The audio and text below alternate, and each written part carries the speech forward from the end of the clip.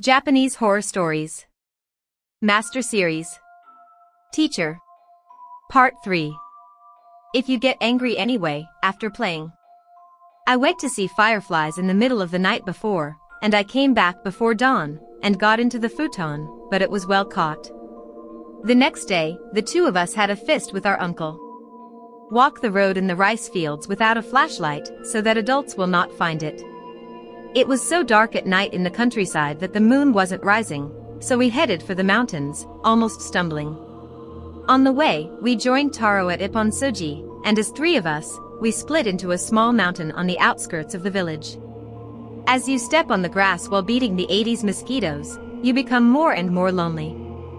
Only the flashlights brought by Shige-chan and Taro-chan were relied on. I'm terrifyingly climbing a mountain road that is almost like a beast road, where my legs seem to freeze even in the daytime.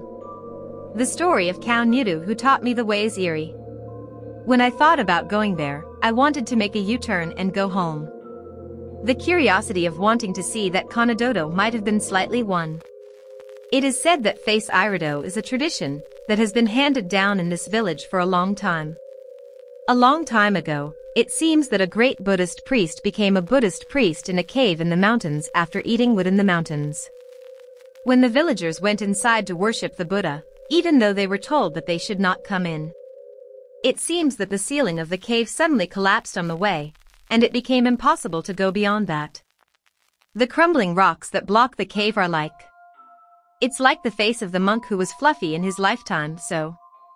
A villager painted a picture on a rock in memory of him. A picture of the monk's face.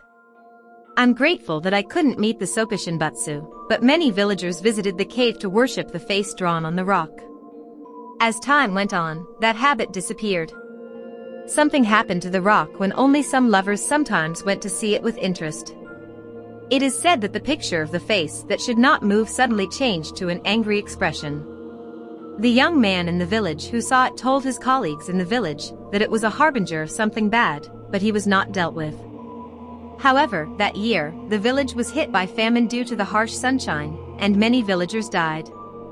The face of the cave, which had returned to its original look, has since been the subject of the villagers' awe.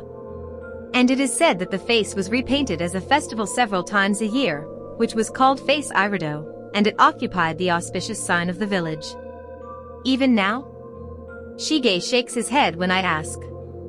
I'm not doing it anymore, or everyone doesn't know, he says. Apparently that era has passed, and now that there are few people in the village. Far from the obsolete festival of the face entrance, the cave itself is hardly known. That is why it is a secret place only for friends. I don't think I know much about Grandpa and Grandma, says Shige. However, Shige-chan, who heard rumors about her face from somewhere, actually went to see it around spring. With a few friends, Taro and others. How was it? Shige-chan and Taro-chan looked at each other as I drank Gollum and spit. I really had a face on the rock, but I wasn't angry, he said. I really do. After all, I wanted to see it. But this time, what if I get angry? Taro shakes the flashlight in his hand in a restless manner. Shige laughed with her nose and said, Is that the case? In the darkness of the night, there are occasional crying sounds that I don't know what kind of bird it is, and each time I stiffen my body. While scolding his frightened feelings, he squeezed through the grass and chased the light of the flashlight. Eventually, around the middle of the mountain, I went to a place where the trees were open. It's over there, Shige-chan turned to the light. Around the rugged rocks rolling, the entrance to the cave, which was a little deeper, stood quietly. Power is applied to the foot that unintentionally steps forward. There is a cliff about 2 meters in front of you, so go around and approach. When I stood in front of the entrance, Taro quietly opened his mouth. Hey, you don't have to go inside. What are you talking about? It's okay. I told you the location, and the rest is straight inside.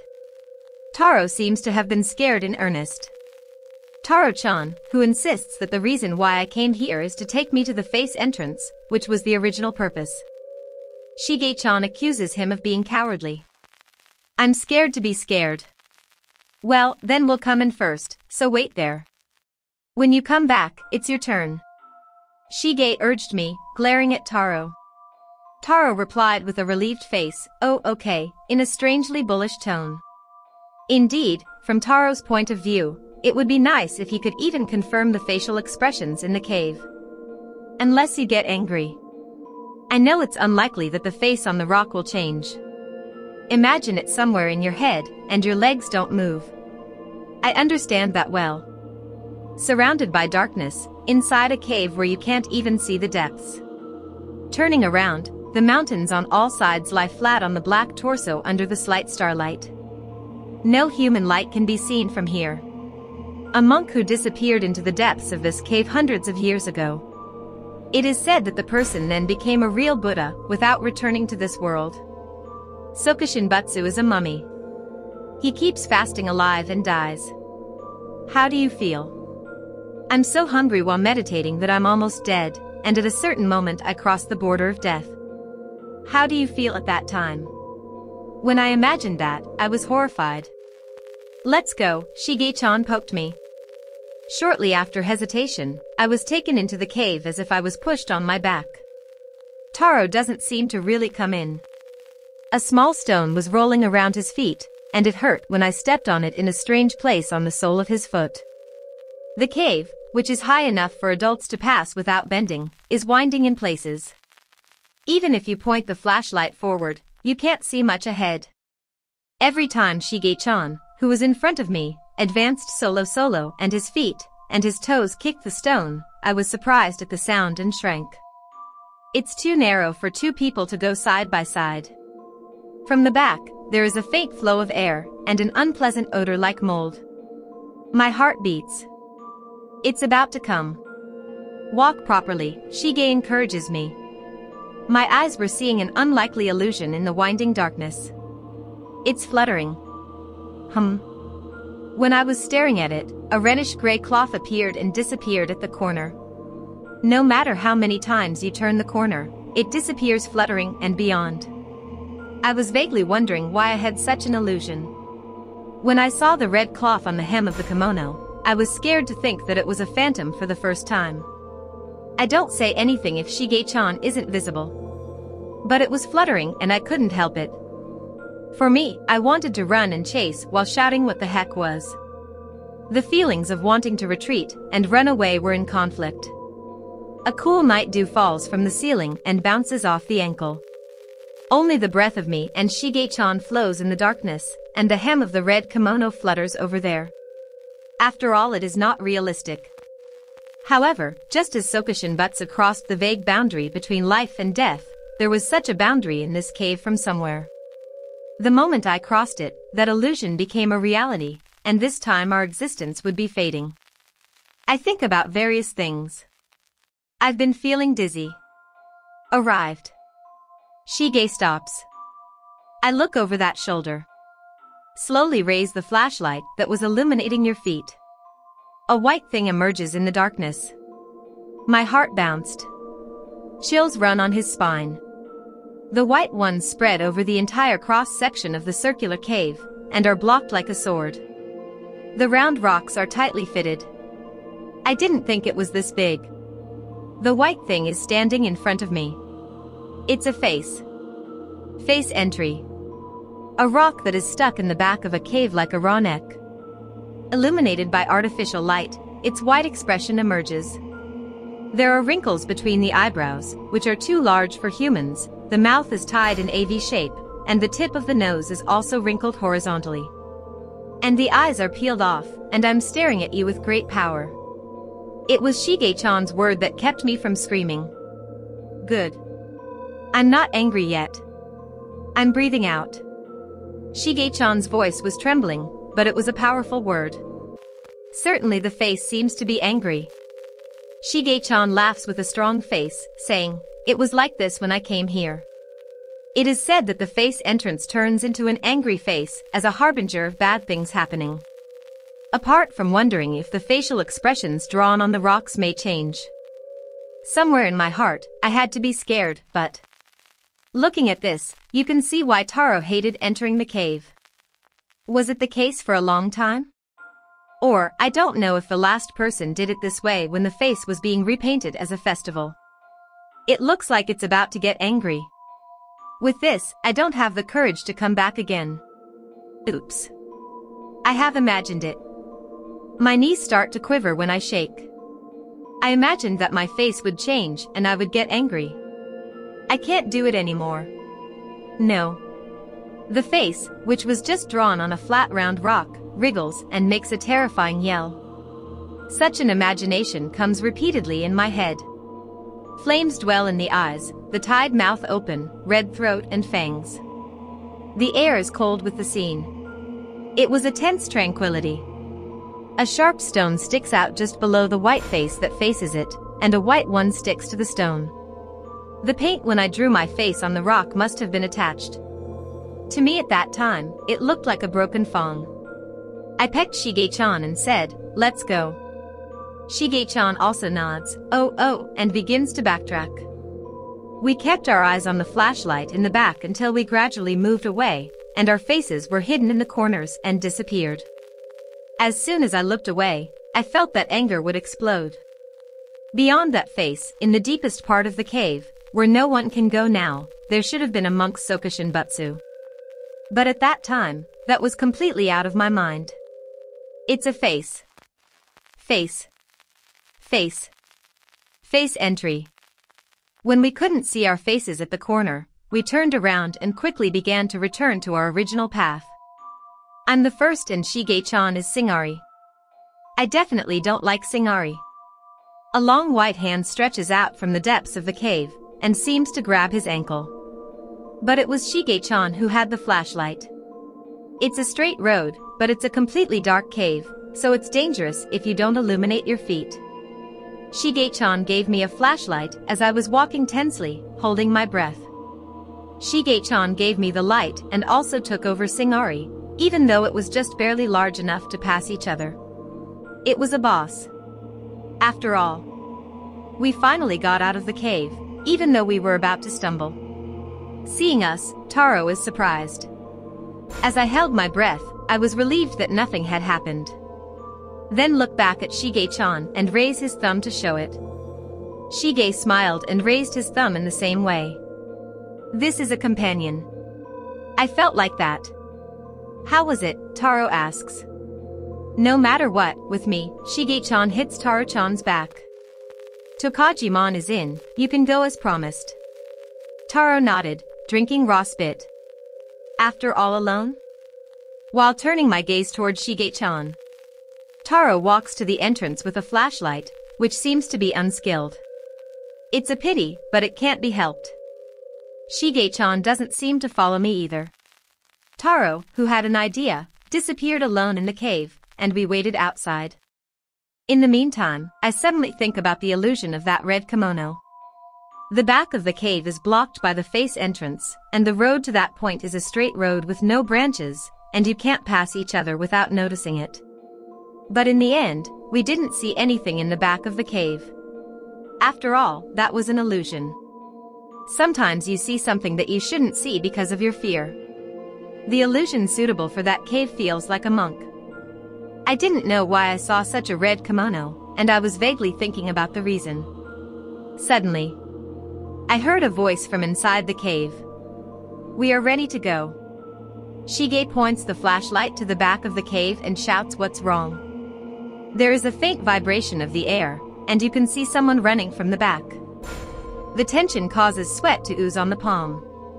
I feel that something terrifying is coming out from now on, and my legs are about to give up. Shige slowly tries to enter the cave. When I look at it from a distance, I see a swaying light from the darkness. The next moment something flicked Shige-chan and rushed towards me. Twist your body in a hurry to avoid it. Soon after I thought that it was Taro-chan in the back. It couldn't stop on the cliff in front of me, slipping and rolling down. The screams go away, and Shige-chan, who has regained her body immediately, runs up to the cliff. The rolling sound stopped immediately, but it was a little high. It won't be free. However, I was relieved to hear a cry from below. Shige-chan says wait and goes around the cliff to help. I also try to chase and look behind him. The mouth of the cave is open as before, and behind it there is only dark and quiet darkness, as if nothing had happened. But Taro was frightened by something and ran away. And then, I went to the cliff.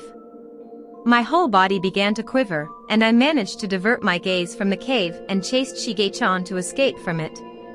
Shige-chan carried Taro-chan, who hit her whole body hard, and we desperately went down the mountain. When I got to the place where the payphone was, I called an ambulance from there. It was midnight, but Shige-chan's house and Taro-chan's house were contacted, and we were scolded a lot. I apologized to Taro's family, who rushed to the hospital and asked about the situation. It was near dawn when I got home and entered the futon. I was excited, but maybe I was so tired I slept like mud. After waking up around noon, I got up on the futon. I rarely wake up in the daytime, so it feels different from the morning, and there is no cleanliness of waking up. I try to remember what happened last night. In the cave of that face entrance, I and Shige-chan saw a face that seemed to endure anger. Then, Taro, who came in by turns, screamed and jumped out, and fell off the cliff with great momentum. Fortunately, the injury wasn't as big as I expected, and the bone on my right shoulder was a little cracked, but the rest was a bruise. He said he would be able to come back after being hospitalized for a while. However, there was something I was worried about. When Shige-chan was carrying Taro-chan, who was in pain and moaning, down the mountain, Taro-chan was repeatedly muttering strange things. Angry. The face entrance got angry. I was repeating such a thing like a word. When I heard that, I was dying to get away from that cave as soon as possible. I feel like my huge face is chasing the darkness with an angry expression. Looking back now that the dawn has calmed down, I think it's strange. That cave is a straight road and should not lead to any other place. It's been almost a while since I and Shige saw their faces until Taro went into the cave in turn. While I and Shige were waiting outside, of course no one else was in. That's why Taro must have just entered the cave alone, saw the face entrance at the dead end, and then returned. It can't be that the face entrance that wasn't angry when we saw it was angry when Taro-chan. I don't know even if I think about it. What on earth did Taro see? I'd like to ask, but now it's a hospital in the neighboring town. I can't go to hear such a strange thing. Did you get up? As I was thinking, her uncle came and said, "Eat a meal." When Shige-chan got up and ate with her, her uncle asked me again about yesterday. She asked, "Why did you climb such a mountain at night?" Half is a sermon. We didn't talk about face entry, as if we were talking to each other. It would be so. It's a proof of your companion that keeps the secret. I just wanted to explore. I won't do it anymore. Sorry. I had no choice but to repeat such a thing over and over again. After eating lunch, I was called to my grandpa's room. Shige-chan and I are forced to sit upright and stare at grandpa's rugged eyes.